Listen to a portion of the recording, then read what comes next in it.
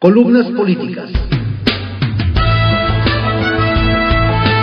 Continuamos con la audiosíntesis informativa de Adrián Ojeda Román, correspondiente al miércoles 27 de septiembre de 2023. Demos lectura a algunas columnas políticas que se publican en algunos diarios de circulación nacional. Arsenal, por Francisco Garfias, que se publica en el periódico Excelsior. La verdad histórica, 3.285 días después. El tema de Ayotzinapa dejó de ser rentable para el gobierno de la Cuarta Transformación. Ya pasaron 3.285 días del secuestro y desaparición forzada de los 43 normalistas y aún no se sabe qué pasó con ellos. La barbarie que conmovió a México y al mundo hace 9 años se le revierte a López Obrador. Los padres de los muchachos se manifestaron ayer nuevamente para exigir justicia. Están convencidos de que el presidente oculta información para proteger al ejército y que no cumplirá con su compromiso de localizar a los muchachos. AMLO se calentó incluso con las afirmaciones de Vidulfo Rosales, abogado de los padres de los 43 de Ayotzinapa, de que el último informe sobre el atroz acontecimiento se acerca más a la llamada verdad histórica que envió a la cárcel a Jesús Murillo Caram que a la verdad a secas. En el informe del secretario de la Defensa, pues no hay nada. Ni el presidente ni él dan respuesta a la información que solicitaron los padres de familia, que es muy puntual, dice Vidulfo. El abogado dejó claro que lo que los padres quieren es la transcripción telefónica entre narcos y autoridades. Más de 80 páginas, encontrada en los archivos militares. El documento podría aportar pistas sobre el paradero de los muchachos. Le preguntamos a Xóchitl Gálvez qué les diría a los padres de los 43 en caso de ganar la presidencia de la República. Siempre hablarles con la verdad y no ponerles vallas porque, así como a mí, les cerraron las puertas a los papás de Ayotzinapa el día de hoy, respondió. ¿Coincide en que el informe se asemeja mucho a la verdad histórica? Insistimos.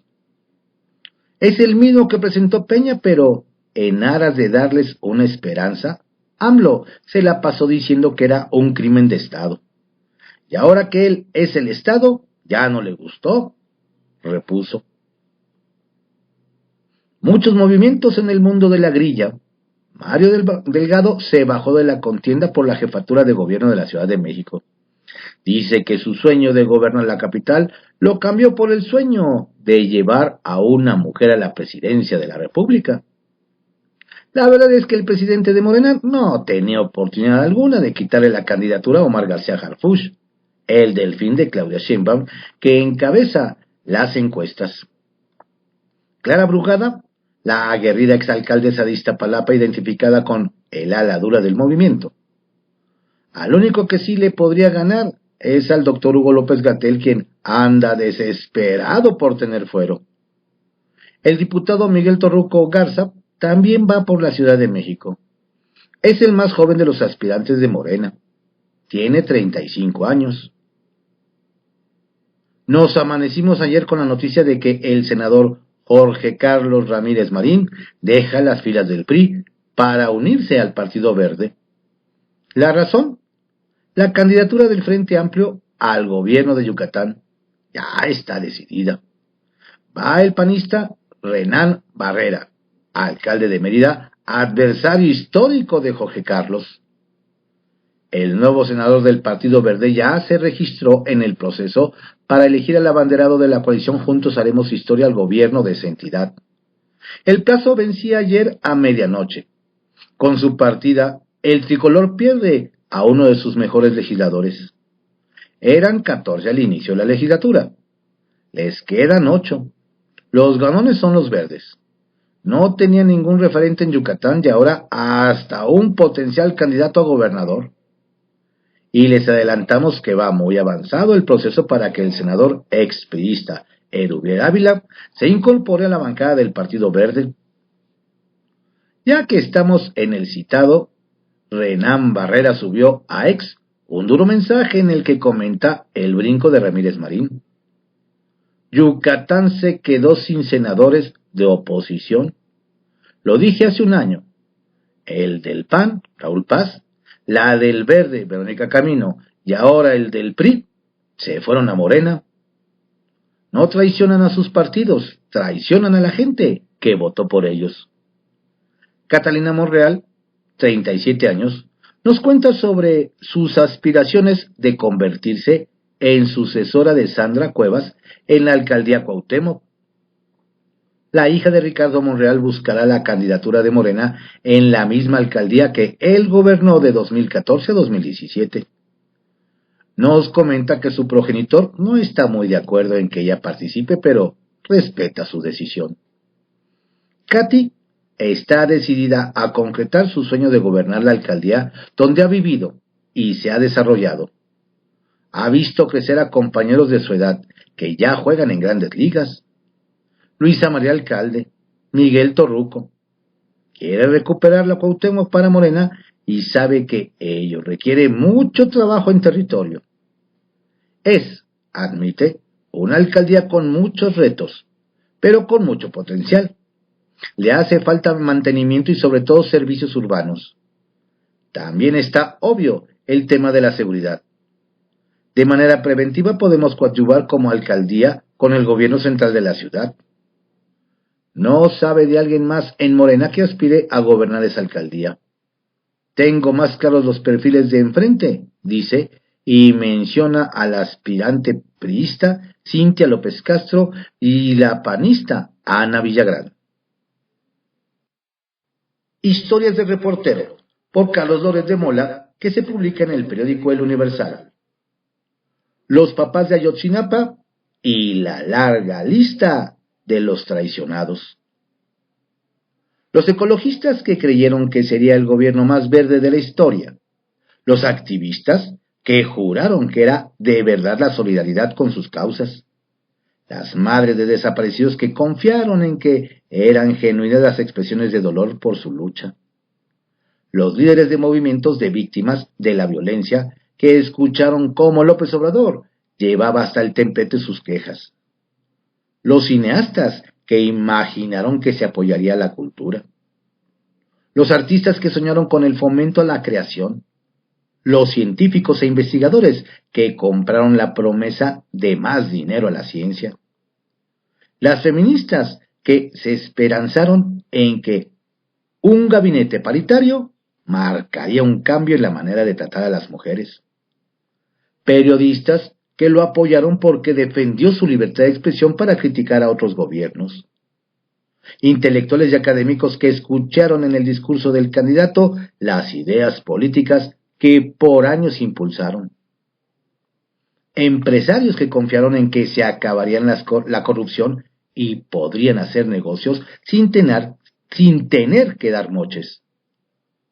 Defensores de derechos humanos que estaban en sus marchas, seguros de que acabarían los abusos.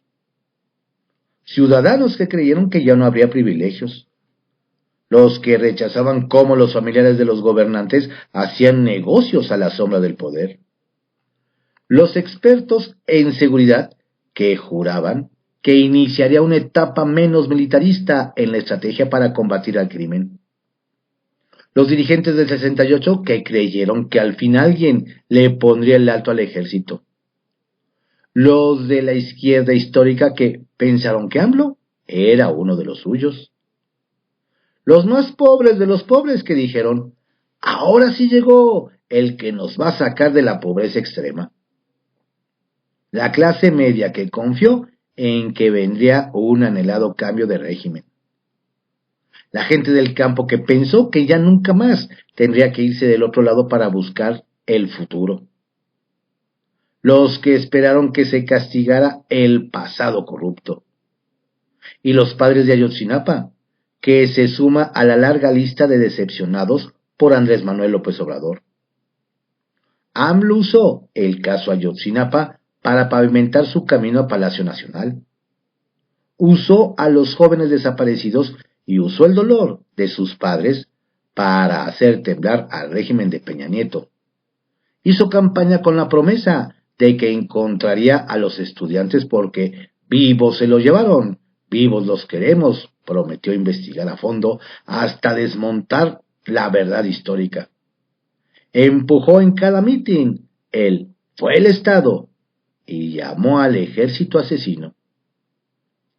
Hoy, cuando le queda un año en el poder, su investigación es casi igual a la verdad histórica. Defiende al ejército y dice que no se le puede responsabilizar de la tragedia y descalifica que los padres se sientan decepcionados. Y de aquel fue el Estado que él y sus propagandistas se dedicaron a esparcir. Estas son las palabras en la mañanera de ayer. Ahora todo parece estar enfocado a culpar al ejército. No es culpar por culpar, no es nada más. Fue el Estado y fue el ejército y ya. Mensaje político por Alejandro Lelo de la Rea, que se publica en el periódico El Independiente y en el portal CDMX Magazine. Clara Brugada, Operación Juanito. En 2009, en tan solo 15 días, en una enorme operación político-electoral, los mismos grupos progresistas de izquierda y organizaciones sociales que hoy son la base de Morena, lograron que el desconocido candidato del PT, Rafael Acosta Juanito, ganara la contienda en Iztapalapa. Y una vez ungido, renunció y le dejó la delegación a Clara Brugada. Aunque no son las mismas condiciones, ni en estricto sentido se trata de un proceso electoral, hoy que se encendieron los focos rojos de emergencia en la campaña de Clara Brugada, ¿creen que pueden repetir una hazaña semejante? El reto es que en un mes logren avanzar entre 10 y 15 puntos para alcanzar y rebasar a Omar García Harfuch, quien hasta hoy puntea el proceso interno de Morena por la Ciudad de México. Esto es algo así como la Operación Juanito, que se disparó ayer luego de la encuesta difundida por el diario El Universal, en el que la pregunta de quién prefiere que sea el candidato de Morena a la jefatura de gobierno. Harfuch obtiene a su favor 33% de las respuestas, Brugada el 20% y Hugo López-Gatell obtiene el 12%. Parece que no todo ha sido positivo para Harfuch al difundirse esta encuesta porque, en realidad, puede traerle más de negativo. Lo coloca como el tiro al blanco, el objetivo a vencer, y ello ha unificado a todos los grupos duros, los puristas, los doctrinarios de la izquierda que apoyan a Brugada para esta Operación Juanito. Ir con todo para ganar. ¿Creen que pueden repetir la historia de 2009, cuando los chuchos en el PRD le quitaron a Clara Brugada la candidatura a la delegación Iztapalapa, a 2 semanas de la elección, para poner en su lugar a Silvia Oliva Fragoso, esposa de uno de ellos, René Arce? Como faltaban menos de un mes para el proceso electoral, ya no se podían hacer sustituciones de candidatos, por lo que López Obrador pidió a Juanito, quien era el candidato del PT, que se comprometiera a que, si lo hacían ganar, después de rendir protesta, pediría licencia para que asumiera el cargo Brugada. Esa operación política estuvo a cargo de Marcelo Ebrard, jefe del gobierno, con el apoyo de Gabriel García Hernández, hoy senador de la República. Costó muchísimo dinero, lo que ni te imaginas, me confió alguna vez el exregente Manuel Camacho Solís, que en paz descanse. No es fácil repetir la hazaña, y menos que ella no se quiso poner las pilas desde hace más de un año que le alertaron de la realidad de las encuestas. Harfuch en primer lugar y ella en segundo sitio. Como en 2009, con Ebrard, hoy Brugada cuenta con el respaldo del jefe de gobierno en turno, Martí Batres, quien el lunes lo dejó claro en su informe de 100 días, cuando recordó que el líder social, Valentín Campa, solía decir que ante cualquier situación difícil, opta por aquella opción que está a la izquierda, y así nunca te equivocarás. Una operación política de revertir 15 puntos en las encuestas en un mes tendría que ser con todo el aparato del gobierno y a las alcaldías de la Ciudad de México. Un trabajo casa por casa, puerta por puerta, mensaje por mensaje, pero sobre todo enfocarla en los sectores de la clase media, esos que perdió Morena en 2021 y que son los que mayoritariamente apoyan a Harfuch en las encuestas. Hay tiempo para comunicar lo positivo de ella y lanzarse con todo contra él, como ya ha estado ocurriendo en los últimos días. El reto es mover a gran velocidad textos, videos, imágenes, documentos, y el medio ideal es el WhatsApp, pues el 81% de la población en la Ciudad de México utiliza esa vía de comunicación donde prácticamente está todo el universo que apoya a Harfuch. ¿Dará resultado la operación Juanito? Lo veremos. Por sentido común, por Antonio Huerta, que se publica en el periódico Puntual. El Estado de México ha pasado del gobernador ausente a la gobernadora omnipresente. Desde el arranque de su gestión, Delfina Gómez le ha impreso un sello particular y diferenciado a su gobierno. La maestra está empeñada a pasar a la historia como la mejor gobernadora de la entidad mexiquense. Y está en camino de conseguirlo, pese a algunos errores como el bajo perfil de algunos de los titulares de su gabinete. En breve, la primer mujer que detenta el poder ejecutivo estatal dará a conocer diversas medidas de autoridad y contra la corrupción.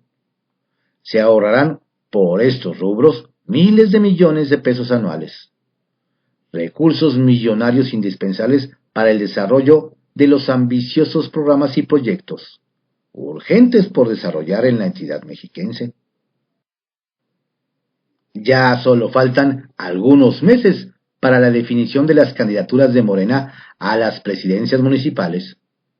A la distancia consideramos que habrá muchos gritos y sombrerazos de los grupos derrotados, pero al final del día las expresiones morenistas deberán asumir las determinaciones de las cúpulas, sustentadas o al menos justificadas en las encuestas. En esta cúpula están Mario Delgado, Horacio Duarte y en primer lugar Delfina Gómez. Al ex senador Higinio Martínez le tomarán su opinión, pero tendrá poco peso específico. En el PAN, orden y disciplina. No se registró un rompimiento que algunos vaticinaban entre el diputado Enrique Vargas y el dirigente formal del PAN mexiquense, Anuar Azar. Y la línea que se sigue al interior de Acción Nacional es de disciplina. 4 de los muy pocos municipios que podría ganar el Frente Amplio por México en 2024 son gobernados por el blanqueazul. Nos referimos a Huixquilucan, Metepec, Atizapán y Naucalpan. El PRI solo ganará municipios rurales y el PRD triunfará en ciudades pequeñas, pero de Michoacán. Político que no comunica, político de segunda. No lo decimos por el presidente de la Junta de Coordinación Política de la Legislatura Estatal, Elías Rescala. Claro que no. Tal parece que Rescala no alcanza a visualizar la dimensión de su cargo y de su encargo. En los hechos, es el primer priista en el Estado de México. El dirigente formal del PRI estatal, Eric Sevilla, ya está desempleado. Solo falta que le avisen y cobre su última o penúltima quincena. Pero parece que eso no lo ha digerido el sateluco Elías Rescala. Desde luego que gente que le maneja la comunicación en medios y en redes le hace mucho daño. La polémica, por Daniel Camargo Hernández, que se publica en el portal Cuestión de Polémica. Higinio se deja sentir en Edomex. En el más puro pragmatismo, alejado de cualquier reivindicación ideológica, buscan cómo salir del barco que consideran se está yendo a pique. Por eso políticos como el yucateco Jorge Carlos Ramírez Marín también optaron por el verde, que es la manera más fresca, por decirlo de alguna manera, de llegar a Morena. En resumen, como me dijo ayer un querido amigo, la noticia es quién se queda en el PRI, no quién se va. El coordinador de los senadores verdes, Raúl Bolaños Cacho, se dijo feliz de tenerlo en sus filas. Veremos cómo lo reciben los morenistas y verde ecologistas formados por la candidatura. Por ello mismo, en la entidad mexiquense ya no es un secreto que una gran parte del equipo del senador Erubiel Ávila Villegas, con él a la cabeza, tal y como nos adelantó el 14 de septiembre en entrevista, engrosarán las filas verdes en el Estado de México. No falta mucho para que hagan el anuncio oficial, solo será cuestión de ajustar agendas y pequeños detalles, como las posiciones que tendrán en las inminentes elecciones del 2024, porque claramente la cargada será para apoyar a Claudia Sheinbaum Pardo. El 3 de julio, le adelanté que el coordinador de comunicación social en el gobierno de la maestra Delfina Gómez, todo apuntaba a que sería el periodista Abelardo Martín Miranda. Y ayer, a la par del anuncio del senador de Morena, Higinio Martínez Miranda, acerca de su solicitud de licencia al cargo para asumir como jefe de gabinete, presentó su renuncia al cargo de director general de comunicación social del Senado, y podría en breve asumir el cargo de vocero con Delfina Gómez. ¿Será acaso que el poder político y amplio control de la izquierda en el Estado de México le dan a Higinio Martínez, jefe de gabinete, el poder negociar incluso la posición de la vocería del Estado? En breve, tanto a Higinio como a Abelardo les podría ser tomada por parte de Delfina Gómez la protesta de ley. De entrada, la gobernadora mexiquense deberá estar tranquila. La llegada de Higinio a su gabinete le dará gobernabilidad. Los mexiquenses de corazón de Higinio Martínez Miranda se dejarán sentir positivamente dentro de su administración. Les costó trabajo, pero la negociación se pudo concretar. El senador con licencia se dejó sentir. Ahora deberá demostrar que esa lucha que ha sostenido y que realizó durante décadas no fue en vano. Abelardo Martín Miranda es licenciado en periodismo por la Universidad Nacional Autónoma de México. Tiene más de 40 años de experiencia. Es cofundador de la revista Proceso y del diario 1+1. Es miembro del Consejo Editorial de Cuadratín México. Fue integrante de la Junta de Gobierno de la Agencia de Noticias Notimex. Ha sido titular de prensa en las Secretarías de Educación Pública, de Economía y de Desarrollo Social, así como del Instituto Federal Electoral IFE, de la Suprema Corte de Justicia de la Nación y del Consejo Nacional para la Cultura y las Artes CONACULTA, entre otras. Ayer dejó su cargo como director general de Comunicación Social en el Senado de la República y todo apunta a que será el vocero del gobierno del Estado de México. Es momento de abrir paso a una nueva expresión. He hecho todo y merezco ser presidenta del PRI. Traigo trayectoria y trabajo. Es necesario dar paso a una nueva clase política. Habría sostenido la ex candidata a gobernadora por el PRI, Alejandra del Moral, durante las reuniones realizadas el lunes y martes en el restaurante íntimo de Ocoyoacac, donde también habría sostenido: no le estorbaré al zen del PRI. El jaloneo entre al menos dos grupos del PRI mexiquense por tomar el control y en 2024 tener influencia en las designaciones de candidaturas se va recrudeciendo. Por un lado, el bloque encabezado por Del Moral anunció ya que la siguiente semana iniciará recorridos por el Estado de México con la finalidad de agradecer a los liderazgos su apoyo y pedirles se alisten para lo que viene, ante un escenario donde Del Moral no puede asumir. Buscará convertirse en un sector de peso en el PRI. Veremos cómo le va. Por el otro lado, un segundo bloque encabezado por Eric Sevilla Montes de Oca, presidente del comité directivo del PRI, y Ana Lilia Herrera Ansaldo, delegada especial del CEN, han sostenido juntos y por separado que apoyarán en todas las decisiones de la dirigencia nacional del PRI con Alejandro Moreno Cárdenas al frente.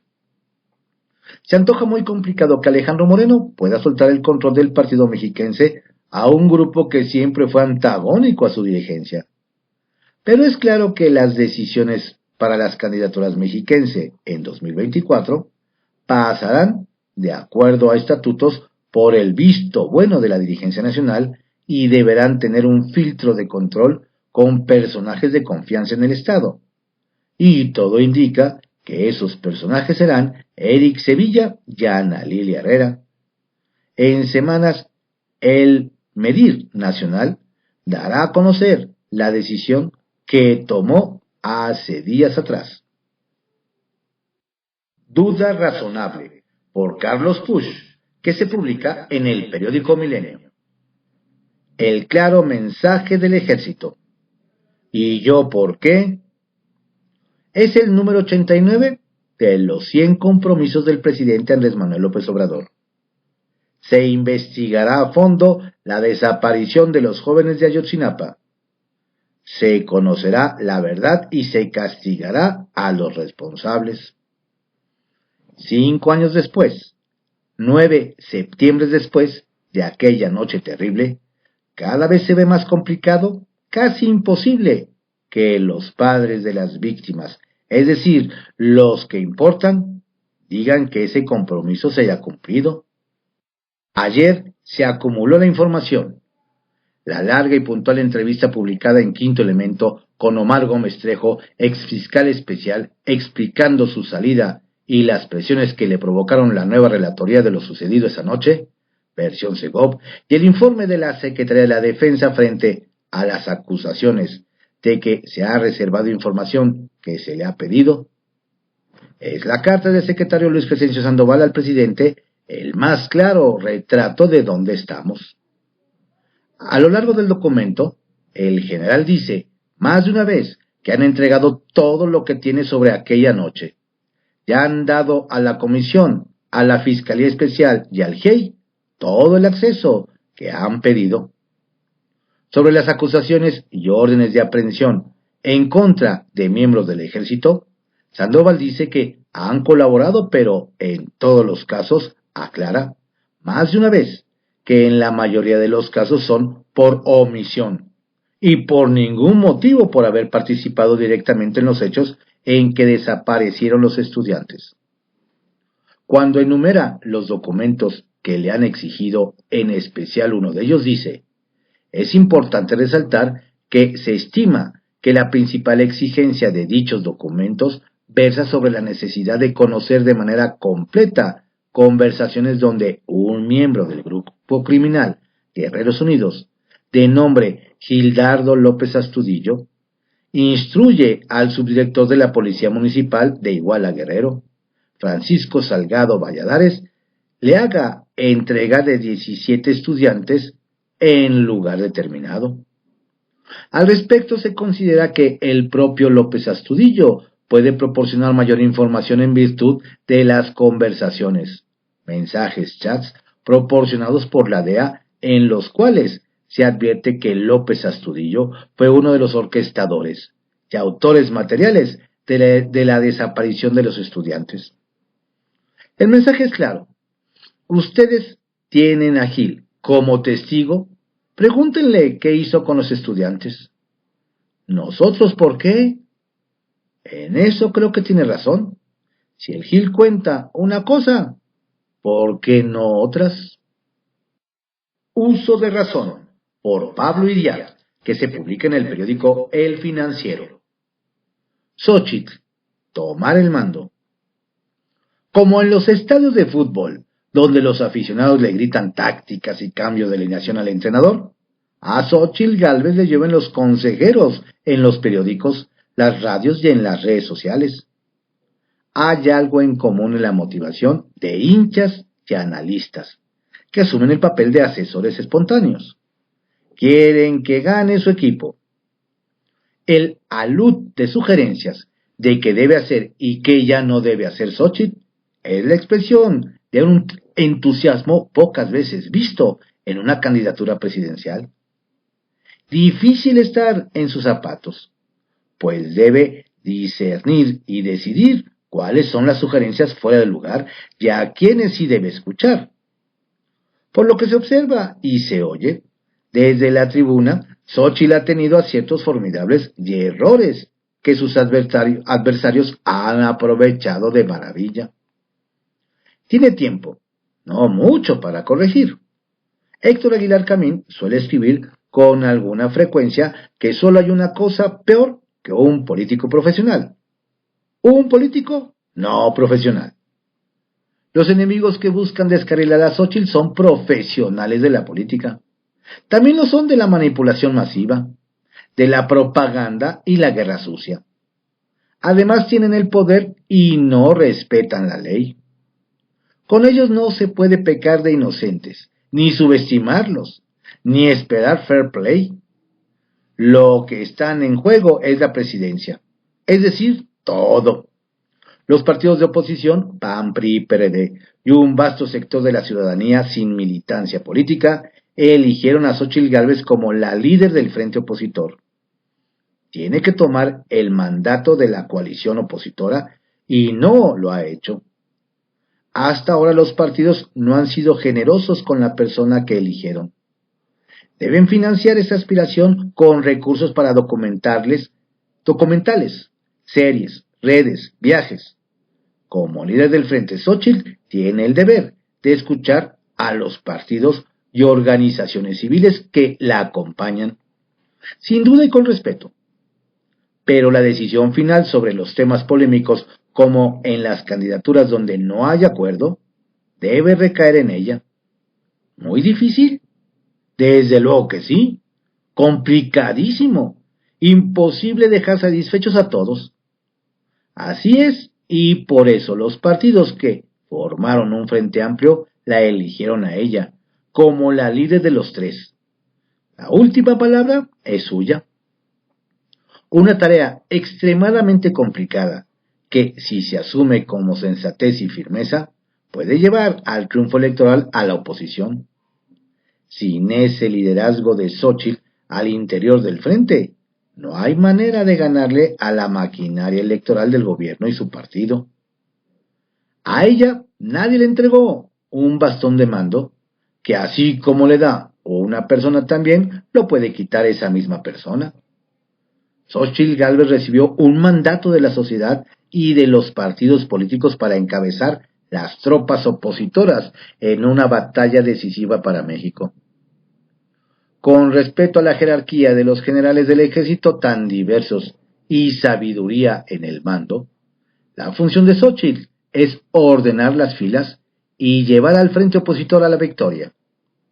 Se ha depositado en ella una responsabilidad que pocas personas han tenido en la historia nacional. Nobilísima. Por eso duele oírla cuando se autodenigra. Para regresar a la metáfora del fútbol y dejar el lenguaje de guerra, jamás escuchamos a Beckenbauer, Buffon o Alberto García Aspe decir que ellos mismos que la pendejé.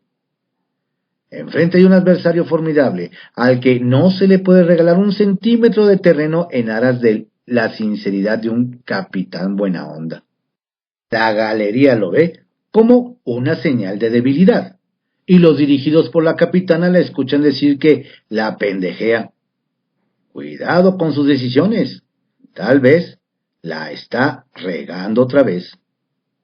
Para el equipo contrario, la líder rival les regaló una perla para explotar y manipular hasta el día de la elección. Si ella lo dice, Xóchitl tiene tiempo para corregir y lanzar una candidatura ganadora. No ha habido una candidata con una historia personal tan emotiva y valiosa como la suya. Su éxito en este reto tan colosal como todo lo que ha enfrentado y vencido en su vida dependerá del compromiso sincero de los partidos y de la calidad del grupo que forme para su campaña.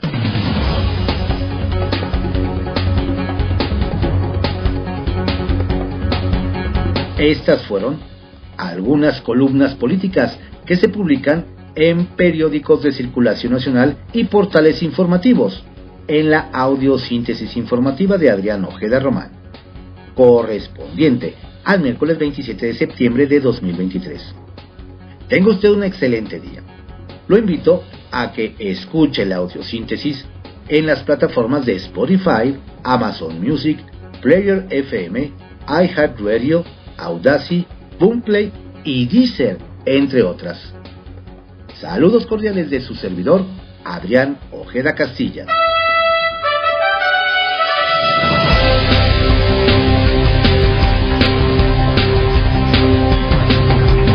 La audiosíntesis informativa fue creada por Adrián Ojeda Román en 1971 y actualmente es producida por Corporación Comunicativa Ojeda.